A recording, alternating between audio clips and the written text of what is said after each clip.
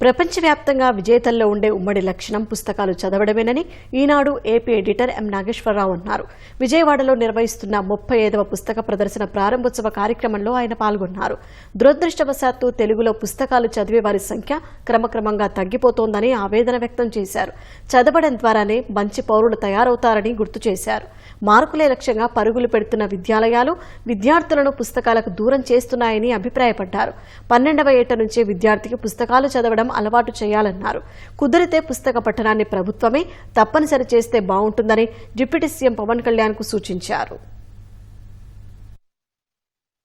రామోజీరావు గారి పేరు ఈ వేదిక పెట్టడం అత్యంత సముచితం. ఎందుకంటే పుస్తకాన్ని అక్షరాన్ని అమితంగా ప్రేమించినటువంటి వ్యక్తి రామోజీరావు గారు.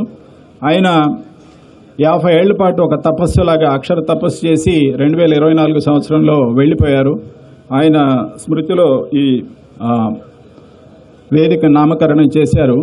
పుస్తకాలకు సంబంధించి నేను కొన్ని విషయాలు మీతో ప్రస్తావిస్తాను. మైక్రోసాఫ్ట్ న్యూస్ సర్వీసు కొంతకాలం క్రితం ఒక సర్వే చేసింది. ప్రపంచంలో అత్యంత సంపన్నులైనటువంటి 100 మందిని తీసుకొని వాళ్లలో ఉన్నటువంటి 4 కామన్ లక్షణాలు ఏమిటి అనేది ఒక సర్వే చేస్తే ఆ సర్వేలో 4 విశేషాలు వెలువడ్డాయి. అందులో ఒకటి ఏమిటంటే దే రీడ్ ఏ లాట్, బాగా చదువుతారు. విజేతలైనటువంటి వాళ్ళందరికీ ఉన్నటువంటి లక్షణం బాగా చదువుతారు. బిల్ గేట్స్ వారానికి ఒకటి చొప్పున ఏడాదిలో కనీసం 50 పుస్తకాలు చదువుతారు. అట్లానే అత్యంత సంపన్నుడు జెఫ్ బెజోస్, ఆయన కూడా పుస్తక డిస్ట్రిబ్యూషన్నే వ్యాపారంగా ప్రారంభించి ఆయన అత్యున్నత శిఖరాలకు వెళ్ళాడు. అమెజాన్ సంస్థను స్థాపించాడు. ఇప్పటికి కూడా ఆయన పుస్తకాలు విపరీతంగా చదువుతారు. వారెన్ బఫెట్ ప్రపంచంలో అనేక కోట్ల మందిని ప్రభావితం చేసినటువంటి అత్యంత సంపన్నుడు. ఆయన కూడా వారానికి 500 పేజీలు చదువుతాడు. చదివే తన బలం అని చెప్తా ఉంటారు. పివి నరసింహారావు గారు ప్రధానమంత్రిగా ఉన్నప్పుడు కూడా ఆయన విపరీతంగా చదివారు. చదవటం అలవాటు అయితే గెలవటం అలవాటు అవుతుంది.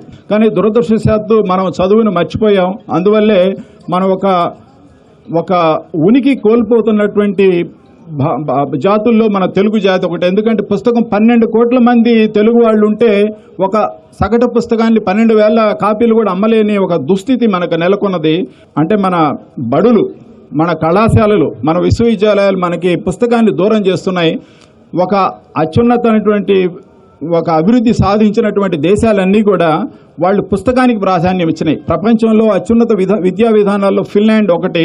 ఫిన్లాండ్ అంత గొప్ప విద్యా విధానం ఎందుకు అంటే వాళ్ళు చదువుని అంటే పుస్తకాన్ని ఒక భాగం చేశారు, కరికులంలో ఒక భాగం చేశారు. అందుకని అట్లా వచ్చినాయి. డిగ్రీ పాస్ అయినటువంటి విద్యార్థి ఒక పుస్తకం కూడా చదవకుండానే డిగ్రీ పూర్తి చేస్తున్నారు. ఇట్లాంటి దుస్థితి ప్రపంచంలో ఎక్కడా లేదు. పుస్తకం కొని చదవాలి, పుస్తకాన్ని ఆదరించాలి, పుస్తకాన్ని ప్రేమించాలి, పుస్తకాన్ని ప్రోత్సహించాలి. ఉప ముఖ్యమంత్రి గారు ఇక్కడ ఉన్నారు కాబట్టి మన విద్యా విధానంలో కూడా పుస్తకాన్ని ఒక భాగం చేయమని వారికి విజ్ఞప్తి చేస్తున్నాను.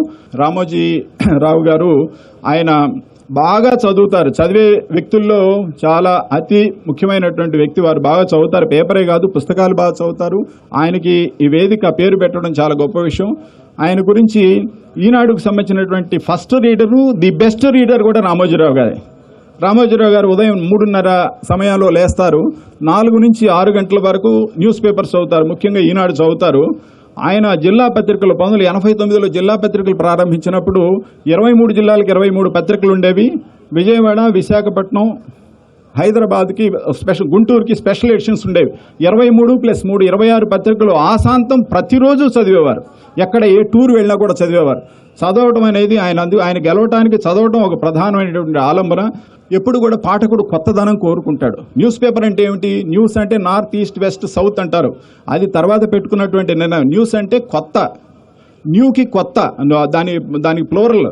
న్యూ అంటే న్యూకి ప్లోరల్ న్యూస్ కాబట్టి కొత్తగా ఇవ్వాలి, తాజాగా ఇవ్వాలి. దాంతో ఎప్పుడు కూడా తాజా వార్తల కోసం అప్పట్లో టెలిప్రింటర్స్ పెట్టుకోవటం, ఫోటోలు తెచ్చుకోవటం, ఇవన్నీ కూడా సొంతంగా ఫోటోగ్రాఫర్స్ నిర్మించుకోవడం. అప్పటి వరకు సొంతంగా ఫోటోగ్రాఫర్లు న్యూస్ పేపర్స్కి ఉండేవారు కాదు. అట్లా ప్రజలకు దగ్గరైంది, ఆ కంటెంట్తో దగ్గరైంది. కాబట్టి ఇవాళ మన పుస్తకాలు కూడా అది అన్వయించుకుంటే మనకి చాలా మంచి రచయితలు రావాలి. ఒక ప్రాచుర్యం పొందినటువంటి వాళ్ళు కూడా పుస్తకాలు రాయాలి, పుస్తకాలను బాగా విరివిగా తీసుకెళ్ళాలి. ప్రభుత్వ ఆదరణకు తోడు ప్రజల్లో కూడా ఒక ఉద్యమ స్థాయిలో అవి రావాలి.